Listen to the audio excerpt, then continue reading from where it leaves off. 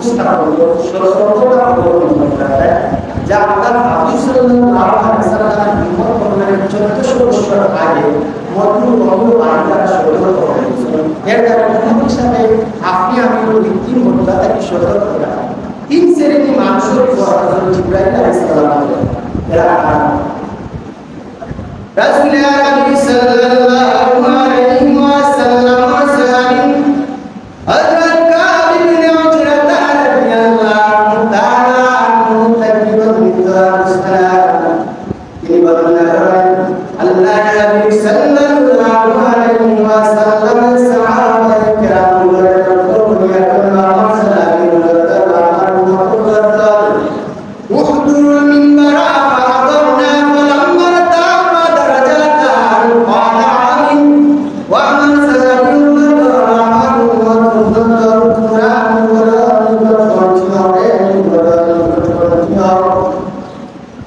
হযরত কাব বিন উজরাত রাদিয়াল্লাহু তাআলা ফরমান আমরা বিবরণ করতে দিলাম আমরা নিরীক্ষণ করলাম দেখলাম আল্লাহ নবী সাল্লাল্লাহু আলাইহি ওয়াসাল্লাম মিম্বরের প্রথম নম্বর সিঁড়ির মধ্যে কদম মুবারক রাখিয়া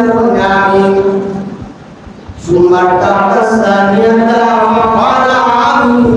রাসূল নবী সাল্লাল্লাহু আলাইহি ওয়াসাল্লাম মিম্বরের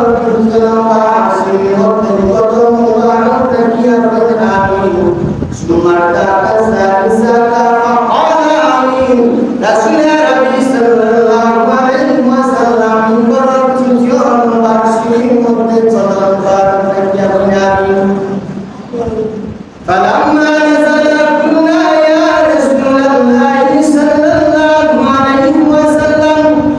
قد سمعنا منك اليوم شيئا ما كنا نسمعه يا رسول الله يا رسول الله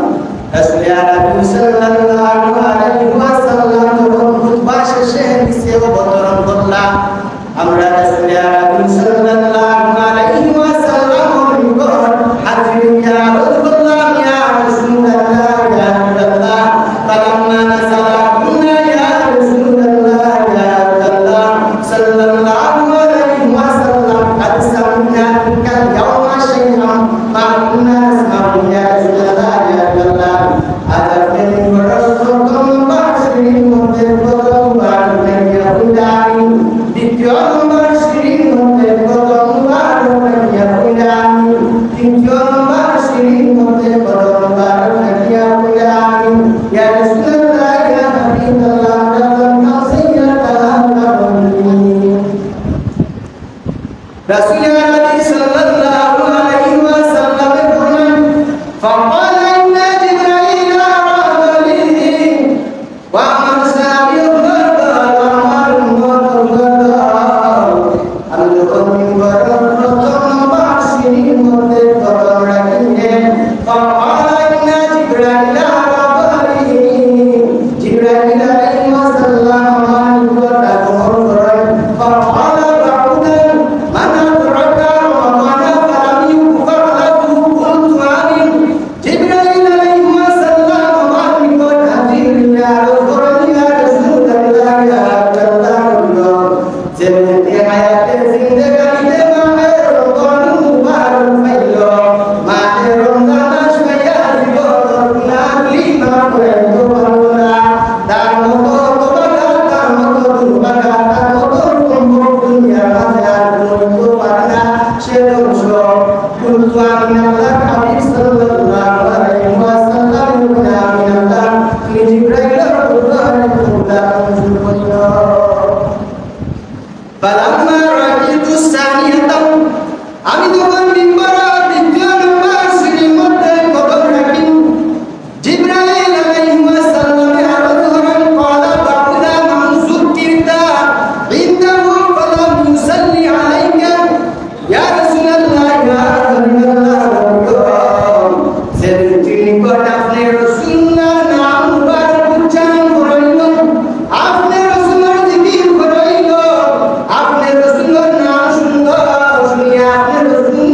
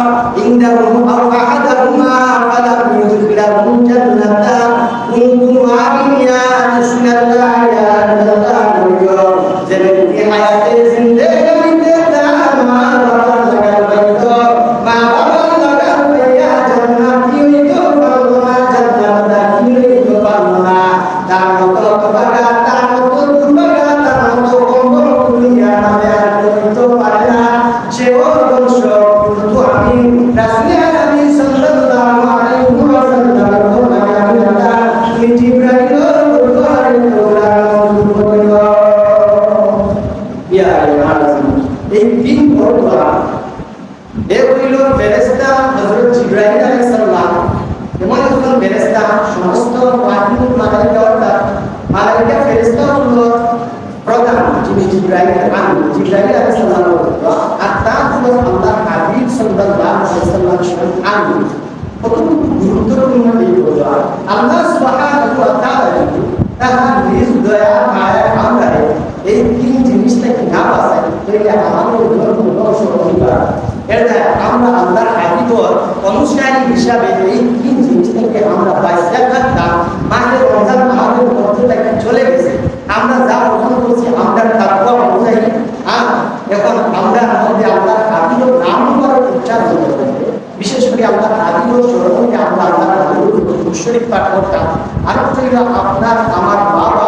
আল্লাহ সুবহানাহু ওয়া তাআলা যারা এই নিয়ামত দান করেছেন এই নিয়ামতের খেজমত করতাম এবং এমন ভাবে খেজমত করতাম জিবরাইল আমিন বাসায় বলেছে জান্নাতের দাবি দিতে বলা হয়েছে। আল্লাহর হাবিবের হাদিস ছিল তোমার জান্নাত তোমার